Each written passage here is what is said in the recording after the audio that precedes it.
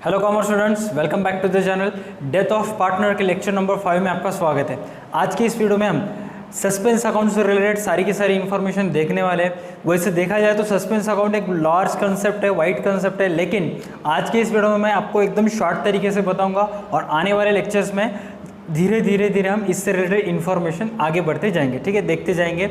सबसे पहले suspense account क्या होता है। सपोज एक ऑडिटर ट्रायल बैलेंस प्रिपेयर कर रहा है और ट्रायल बैलेंस प्रिपेयर करते समय सपोज ट्रायल बैलेंस की सीआर साइड आ जाती है 1,10,000 और ट्रायल बैलेंस की डीआर साइड आती है 1,05,000। आपने 11th स्टैंडर्ड में जब अगर ट्रायल बैलेंस सीखा होगा तो आपको पता है, अगर ट्रायल बैलेंस की टोटल इक्वल आई थी या आती है तो इसका मतलब उस पोजीशन तक जो भी अकाउंटिंग प्रोसीजर किया है हमने वो एकदम सही है। अगर ट्रायल बैलेंस की टोटल डीआर और सीआर में गलत आती है, कम ज़्यादा आती है, तो इसका मतलब वो प्रोसीजर इनकम्प्लीट है। तो वो ऑडिटर क्या करेगा, ट्रायल बैलेंस की सीआर साइड आती है 1,05,000 और डीआर की कैलकुलेशन आ रही है सिर्फ 1,00,000, तो इसका मतलब 5,000 रुपये का कहीं ना कहीं मिस्टेक हुआ है, कहीं ना कहीं कुछ ना कुछ जुगाड़ किया है उन्होंने या कुछ ना कुछ झोल हुआ है, इसलिए कम ज़्यादा अमाउंट आ रहा है। तो वो क्या करेगा, डीआर में सस्पेंस अकाउंट लिखेगा ट्रायल बैलेंस के डीआर में और वहाँ पे लिखेगा 5,000, टोटल लिख देगा 1,05,000 1,05,000।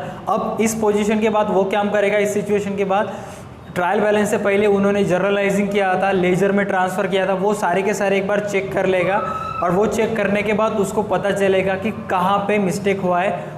मिस्टेक फाइंड आउट करने के बाद वो जो सस्पेंस अकाउंट लिखा था 5,000 वो वो अकाउंट सस्पेंस अकाउंट क्लोज करके वहाँ पे जिस जगह पे वहाँ 5,000 मिस्टेक हुआ था वो रिकॉर्ड कर देगा। इसका मतलब कोई भी अकाउंटिंग प्रोसीजर कंप्लीट करते समय अगर एक अकाउंट्स क्लोज करते समय कुछ ना कुछ अमाउंट कम ज़्यादा आ रही है तो कुछ ड्यूरेशंस के लिए वो amount as a suspense account हमारे बिजनेस में लिखा जाता है। जैसे कि डेथ ऑफ पार्टनर में, ध्यान से सुनना, जैसे कि डेथ ऑफ पार्टनर में अगर किसी पार्टनर की मौत हो जाती है तो उसकी प्रॉफिट की अमाउंट सस्पेंस अकाउंट में ट्रांसफ़र करते हैं। कैसे करते हैं क्या नहीं, स्टेप बाय स्टेप हम देखेंगे। सबसे पहले ड्राफ्ट देखिए, मराठी स्टूडेंट्स को तो एक बार पढ़ने के बाद समझ में आ जाएगा। जो स्टूडेंट्स मराठी के नहीं है उनको भी मैं समझा, जैसे कि आप स्क्रीन के ऊपर देख रहे हो ये इन्फॉर्मेशन मराठी में, मैक्सिमम मराठी स्टूडेंट्स को तो समझ में आ जाएगा, लेकिन जो नॉन मराठी स्टूडेंट्स हैं उनको भी समझ में आ जाएगा। मैं एक बार समझा के बताता हूँ, ठीक है। वहाँ पे क्या बोला है, ए बी सी ये 3 पार्टनर्स थे, उनमें से सी इस पार्टनर की मौत हो जाती है और सी की डेथ हुई है 30 जुलाई को। ध्यान से सुनना, सी की डेथ हुई है 30 जुलाई को। सी ने कुछ अमाउंट बिजनेस में से इन्वेस्ट कर रखा था। होता क्या है कि बिजनेस में जो पार्टनर्स होते हैं बिजनेस करते समय कुछ अमाउंट इन्वेस्ट करते हैं और उस इन्वेस्टमेंट के ऊपर उनको कुछ इंटरेस्ट मिलेगा या प्रीमियम मिलेगा, वो मिलता है साल के एंड में। समटाइम्स इंटरेस्ट मिल भी सकता है या समटाइम्स इन्वेस्टमेंट पे लॉस भी हो सकता है। तो जब तक ये इन्वेस्टमेंट पे प्रॉफिट या लॉस जब तक वो डिसाइड नहीं होगा, यानी कि जब तक साल का एंड नहीं आएगा तब तक वो अमाउंट ट्रांसफ़र करी जाती है सस्पेंस अकाउंट में। जी हाँ, तब तक वो अमाउंट कहाँ पे ट्रांसफ़र करते हैं, सस्पेंस अकाउंट में। ध्यान से सुनना कि डेथ ऑफ पार्टनर में सस्पेंस अकाउंट कैसे वर्क करता है। सपोज करंट ईयर स्टार्ट हुआ था 1 अप्रैल 2020 को और ख़त्म हो रहा है 31 मार्च 2021 को, और पार्टनर्स ए बी सी इन्होंने ऐसे डिसाइड किया है कि बिजनेस के आउट ऑफ कैपिटल में से कुछ अमाउंट इन्वेस्ट करेंगे और at the end of year उस इन्वेस्टमेंट पे हमको इंटरेस्ट मिलेगा या लॉस भी हो सकता है, लेकिन इंटरेस्ट के चांसेस ज़्यादा थे। इसलिए उन्होंने क्या किया था, आउट ऑफ बिजनेस कैपिटल उन्होंने हर एक पार्टनर के कैपिटल में से कुछ अमाउंट इन्वेस्ट कर दिया। और हुआ क्या कि 1 जुलाई 2019 को 1 जुलाई 2020 को, आई एम सो सॉरी 1 जुलाई 2020 को एक पार्टनर सी की मौत हो जाती है। अब उस पार्टनर सी की कुछ amount out of business capital invest थी और उस इन्वेस्टमेंट के अमाउंट के ऊपर उस पार्टनर को इंटरेस्ट मिलेगा या इन्वेस्टमेंट के ऊपर लॉस हुआ, ये आपको कब पता चलेगा, जब करंट ईयर एंड होगा। यानी कि करंट ईयर एंड कब होने वाला है, 31 मार्च 2021 को। पर पार्टनर की तो मौत कब हो गई थी, साल खत्म होने से 9 महीने पहले, यानी कि पार्टनर की मौत कब हुई है, 1 जुलाई 2020 का।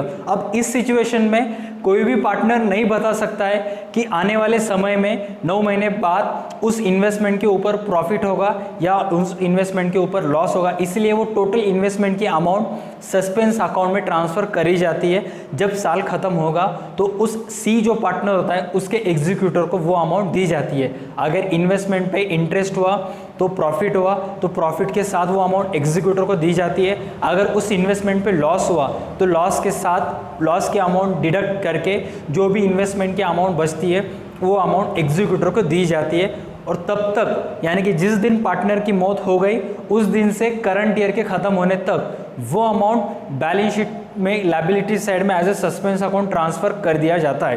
अब हम देखेंगे कि सस्पेंस अकाउंट का जो प्रॉफिट होता है वो कैसे कैलकुलेट करा जाता है। सस्पेंस अकाउंट का प्रॉफिट कैसे कैलकुलेट करा जाता है, अब ध्यान से सुनना, मैं एक स्टोरी आपको बताऊंगा। वो 3 पार्टनर थे ए, बी एंड सी, और करंट ईयर स्टार्ट हुआ था 1 अप्रैल 2020 से और ख़त्म होगा 31 मार्च 2021 से।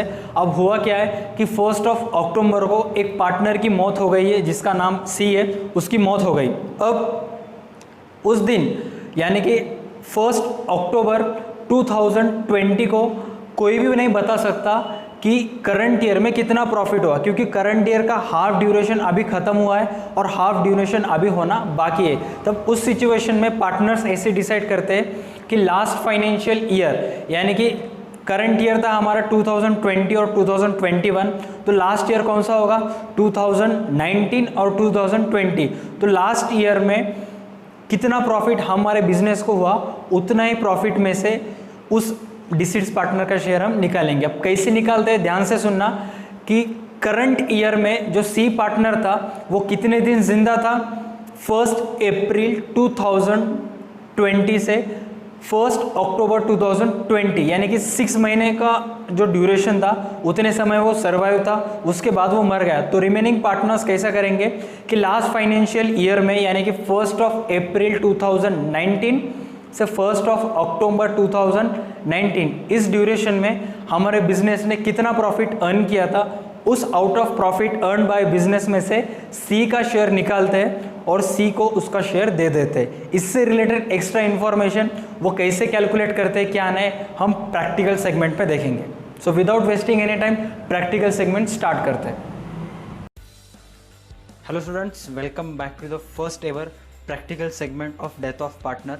आज के इस प्रैक्टिकल सेगमेंट में हम डेथ ऑफ पार्टनर का सबसे इम्पोर्टेंट कैलकुलेशन जो कि हर एक डेथ ऑफ पार्टनर के प्रॉब्लम में आपको कैलकुलेट करना पड़ता है, calculate of profit of deceased partner, मतलब डिसीड्स पार्टनर का टोटल प्रॉफिट यानी कि सस्पेंस अकाउंट का प्रॉफिट कैसे कैलकुलेट करते हैं आज के इस प्रैक्टिकल सेगमेंट में हम देखेंगे। सबसे पहले देखिए, आपको बेसिक से लेकर एडवांस लेवल तक इन्फॉर्मेशन दे देता हूँ कि किसी भी डेथ ऑफ पार्टनर में सस्पेंस अकाउंट का प्रॉफिट कैलकुलेट करने के लिए किन किन चीज़ों का आपको ध्यान रखना पड़ता है। सबसे पहले देखिए, ये आपके बुक में का फर्स्ट प्रॉब्लम है, जो इस प्रॉब्लम में क्या बोला है, रेखा, मेनका एंड मुक्ता, ये 3 पार्टनर्स है और इन 3 पार्टनर्स में से मुक्ता जो है उसकी मौत हो गई है 1 जुलाई 2019 को। अब यहाँ पे देखिए आपका साल कब स्टार्ट हो रहा है, लास्ट बैलेंस शीट खत्म हुई है 31 मार्च 2019, यानी कि आपका साल करंट ईयर चालू हुआ था 1 अप्रैल 2019। ये बेहद इंपॉर्टेंट कैलकुलेशन है। और मुक्ता की डेथ कौन से तारीख को हुई थी, 1 जुलाई 2019, मतलब टोटल 12 महीने में से मुक्ता सिर्फ 3 महीने सर्वाइव थी।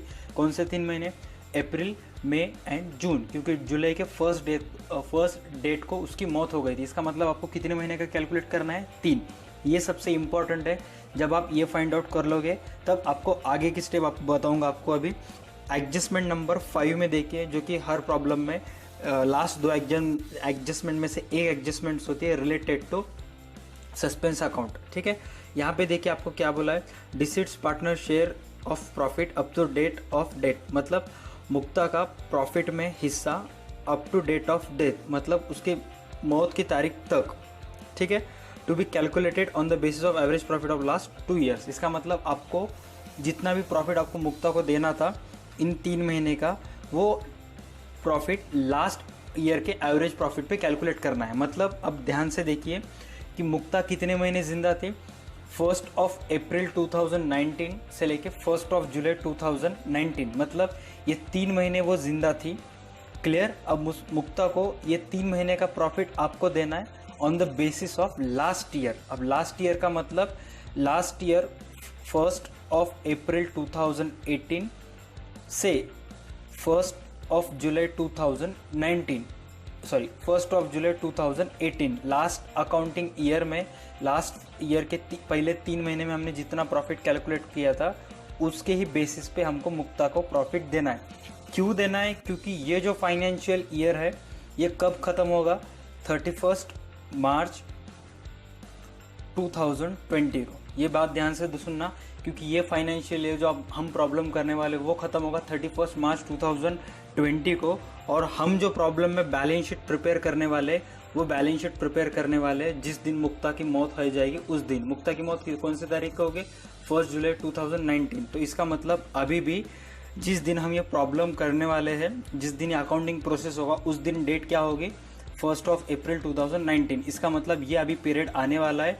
इस पीरियड में 1 जुलाई 2019 से लेकर 31 मार्च 2020 तक कितना हम प्रॉफिट होगा ये हमको भी नहीं पता। इसलिए on the basis of last year profit हमको मुक्ता को प्रॉफिट देना पड़ेगा, सस्पेंस अकाउंट का प्रॉफिट कैलकुलेट करना पड़ेगा। अब देखिए प्रॉब्लम में आपको क्या बोला है, लास्ट 2 ईयर्स का एवरेज प्रॉफिट निकालो बोला है। अब उसी क्वेश्चन में आपको एडजस्टमेंट नंबर 3 में, उसी क्वेश्चन में आपको एडजस्टमेंट नंबर 4 में बोला है कि लास्ट 4 ईयर्स का हमारा प्रॉफिट कितना था। ये देखिए यहाँ पे फर्स्ट ईयर का कितना था? 1.5 लाख, उसके बाद 1,30,000, 70,000 और 50,000। और आपको जो मुक्ता को प्रॉफिट देना है वो थर्ड और फोर्थ, मतलब 70,000 और 50,000, इन दोनों के बीच में देना है। सबसे पहले देखिए आपको फर्स्ट स्टेप में एवरेज प्रॉफिट निकालना पड़ेगा। बहुत इजी है, बस आपको डेट्स के ऊपर फोकस करना पड़ेगा। एवरेज प्रॉफिट कितना आएगा? 70,000 प्लस 50,000, ये 2 साल का प्रॉफिट था। एवरेज प्रॉफिट का फॉर्मूला क्या है formula? Total profit divided by number of years. Total profit last 2 year का कितना था? 70,000 प्लस 50,000 डिवाइडेड बाय 2। तो इन दोनों की टोटल आएगी 1,20,000 डिवाइडेड बाय 2 करोगे तो टोटल लास्ट ईयर का प्रॉफिट कितना आएगा? 60,000। अब ये 60,000 प्रॉफिट होल ईयर का है, मतलब पूरे साल का है। मुक्ता कितने महीने जिंदा थी? सिर्फ 3 महीने जिंदा थी। अगर पूरे साल का प्रॉफिट फॉर ड्यूरेशन, मतलब पूरे साल का प्रॉफिट आ गया 60,000। अब आपको 3 महीने का प्रॉफिट निकालना है। यहाँ इस प्रॉफिट को आप प्रॉफिट फॉर प्रोपोर्शनेटेड पीरियड भी बोल सकते हो या प्रॉफिट फॉर ड्यूरेशन, और यहाँ पे लिख सकते हो 1 अप्रैल 2019 टू 1 जुलाई 2019, मतलब टोटल लास्ट ईयर का प्रॉफिट कितना था? 60,000। अब मुक्ता का ड्यूरेशन कितना था? सिर्फ 3 महीने का। ठीक है, तो आपको 3 महीने का प्रॉफिट कैलकुलेट करने का है। कितना आएगा? 60,000 इंटू 3 डिवाइडेड बाय 12। तो आंसर कितना आएगा? 15,000। ठीक है, यहाँ पे ख़त्म नहीं होता है। ये 15,000 प्रॉफिट आ गया तीनों पार्टनर्स का। ठीक है, क्योंकि टोटल बिजनेस का प्रॉफिट कितना था? 60,000 साल भर का। मुक्ता कितने महीने जिंदे थी? सिर्फ 3 महीने जिंदा थी। तो इसका मतलब 3 महीने का पूरे बिजनेस का प्रॉफिट कितना आया? 15,000। अब थर्ड स्टेप में आपको निकालना है मुक्ता शेयर इन प्रॉफिट। अब देखिए टोटल बिजनेस का 3 महीने का प्रॉफिट 15,000 है। और प्रॉब्लम में चेक कीजिए आप सब स्टूडेंट्स कि मुक्ता का प्रॉफिट में हिस्सा कितना है। प्रॉब्लम में चेक कीजिए मुक्ता का प्रॉफिट में हिस्सा कितना है? 2:1:1। ये उनका रेशो, इसका मतलब उसका प्रॉफिट कितना आएगा? 1/4। ठीक है, अब सिंपली 15,000 को 1/4 से डिवाइड कीजिए तो आंसर आएगा आपका 3,750। कितना आएगा आंसर? 3,750। ये उसका सस्पेंस अकाउंट का प्रॉफिट है। आप आंसर में भी चेक कर सकते हो। यहाँ पे देखिए ये मुक्ता का कैपिटल अकाउंट है, हाँ, और ये उसका सस्पेंस अकाउंट का प्रॉफिट 3,750। और इसकी पोस्टिंग जैसे मैंने आपको ओरल सेगमेंट में बताया था, डिसीट्स पार्टनर कैपिटल अकाउंट के CR में और बैलेंस शीट के एसेट साइड में, बैलेंस शीट के एसेट साइड में भी देख सकते हो। ठीक है, ये 1000 ड्राइंग क्यों लेस हुआ ये आने वाले लेक्चर्स में आपको पता चल जाएगा, और इसके एक्स्ट्रा वर्किंग नोट भी आपको दिया हुआ है। ठीक है, अब और एक प्रॉब्लम देखेंगे हम, जिसके अगर एक्स्ट्रा प्रॉब्लम दिखा है तो आपको भी समझने में तकलीफ हो ईजी जाएगा। ठीक है, अब देखेंगे आपके बुक में का सेकेंड प्रॉब्लम में देखिए क्या बोला है। राकेश, महेश और मुकेश ये 3 पार्टनर्स थे, और उन पार्टनर्स में से मुकेश की मौत हो गई है कितने तारीख को, 30 जून 2019 को। इसका मतलब मुकेश कितने महीने जिंदा था, 3 महीने। और एडजस्टमेंट लास्ट में क्या बोला है, 5 years profit where, last 5 years का आपको प्रॉफिट दिया है। और एडजस्टमेंट नंबर 4 में क्या बोला है, Mukesh share of profit up to date of date calculate on the basis of average profit of last 2 years. Last 2 years के बेसिस पे उसको प्रॉफिट निकालना है। लास्ट 2 ईयर्स मतलब आपको कौन से लेना पड़ेगा, 4th और 5th में कितना प्रॉफिट उन्होंने कलेक्ट किया, 12,000 और 24,000। ठीक है, सबसे पहले यहाँ पे लिखेंगे अपन average profit 12 + 24 divided by 2, total कितना आएगा 36 डिवाइडेड बाय 2। तो एवरेज प्रॉफिट लास्ट पूरे साल का कितना आया, 18,000। ठीक है, अब नेक्स्ट स्टेप में अपन क्या करेंगे, प्रॉफिट फॉर पीरियड। हाँ, तो मुकेश कितने महीने जिंदा था, 3 महीने। साल भर का प्रॉफिट आया बिजनेस का 18,000, तो 3 महीने का प्रॉफिट कितना आएगा, कैलकुलेट कीजिए। साल भर का प्रॉफिट आया 18,000, तो 3 महीने का प्रॉफिट कितना आएगा, इजी है, 4,500। कितना आएगा, 4,500। ठीक है, और एक बार बताता हूँ मैं, सबसे पहले देखिए 12,000 और 24,000 ये लास्ट 2 ईयर्स थे। लास्ट 2 ईयर का एवरेज का प्रॉफिट कितना आया, 18,000। मुकेश कितने महीने जिंदा था, 3 महीने। तो साल भर का प्रॉफिट 18, तो 3 महीने का कितना आएगा, 4,500। ठीक है, इतना क्लियर हो गया। अब देखिए प्रॉब्लम में प्रॉफिट लॉस शेयरिंग रेशो कितना है उनका, 3:2:1। और उस 3:2:1 में मुकेश का शेयर कितना है, मुकेश का नाम लास्ट है, मतलब उसका शेयर कितना है, 1/6। सिंपली आपको क्या करना पड़ेगा, इस स्टेप में आएंगे अपन, मुकेश शेयर इन प्रॉफिट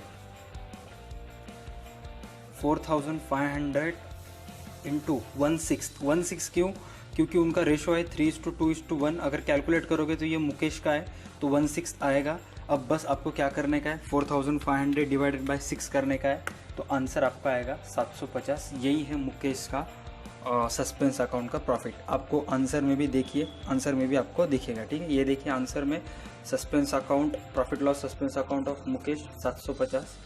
ठीक है, और उसकी पोस्टिंग बैलेंस शीट के एसेट साइड में।